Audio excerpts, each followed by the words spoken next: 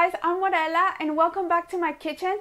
If you're new to the channel, be sure to subscribe and to follow me on Instagram and all my other social media. And this week we're making the best focaccia, Italian focaccia bread with sun blushed tomatoes and rosemary. This focaccia is soft, it's spongy, it's oily, and it's flavorsome.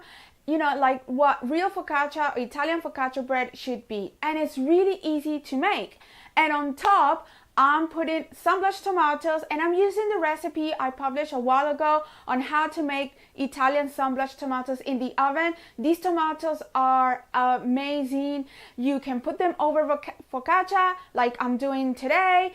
You can use them for salads, with chicken. You can use them for anything, and they are amazing. So without further ado, let's go on to the recipe.